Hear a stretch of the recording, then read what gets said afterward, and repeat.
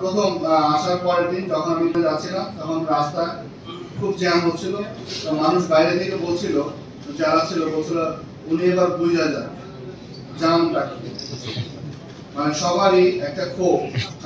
আজকের মিটিং এ যখন আপনারা এসেছেন অনেকেই ভেবেছেন যে এরকম মিটিং অনেক হয়েছে, 20 বছর যাবতীয় হচ্ছে, যানজট মুক্ত হচ্ছে, আরো 20 বছর হলেও যানজট মুক্ত হবে না যদি আমরা সবাই যে কথা দিয়েছে সে বললেন, আমরা যদি সবাই একত্রিত হয়ে আমরা সবাই গুড ইন্টেনশন নিয়ে কাজ না করি। আমরা যারা এখানে চাকরি করতে এসেছি, আমরা যখনই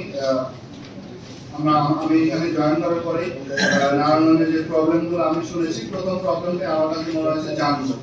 যানজটের এই প্রবলেমটাকে আমরা কিভাবে অ্যাড্রেস করব সেটি নিয়ে প্রথম পরিকল্পনা আমি শুরু করেছিলাম।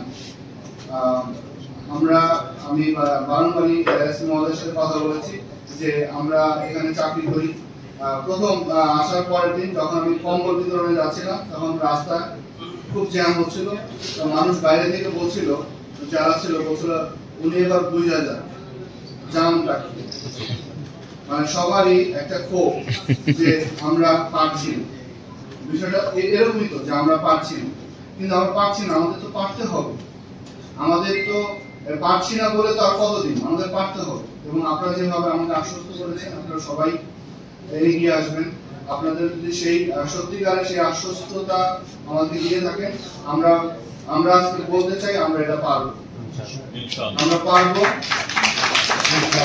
তবে এই যানজট নিরসনে অনেকগুলো ইস্যু আছে, এখানে অনেকগুলো ডিপার্টমেন্ট জড়িত, রেল জড়িত, সিটি কর্পোরেশন জড়িত, পুলিশ বিভাগ জড়িত, রোডস এন্ড হাইওয়ে জড়িত, এবং সবার ইন্ডিভিজুয়াল তারা কিন্তু আপনাদের যেরকম আকাশটা অনেক উন্মুক্ত, অনেক সুন্দর ভাবে বলতে পারেন, আমরা কিন্তু একটা লিমিটেড স্পেস দিয়ে কাজ করি, আমাদের একটা ফরম্যাটের মধ্যে কাজ করতে হয়। আমরা চাইলেই একটা জিনিস নতুন ভাবে চাপিয়ে দিতে পারি না, আমাদের ওই ফরমেশন অনুযায়ী সেটা করে নিয়ে আসতে হবে।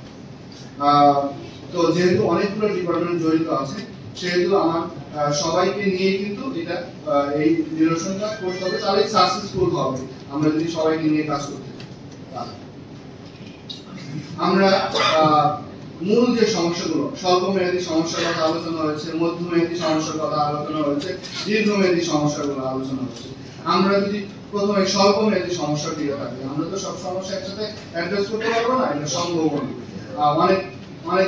অনেকগুলো সমস্যার সাথে অনেক বড় বড় বিষয় জড়িত আছে, সরকারের পলিসির বিষয় আছে, সরকারের আর্থিক বিষয় আছে, সব বিষয়গুলো জড়িত আছে।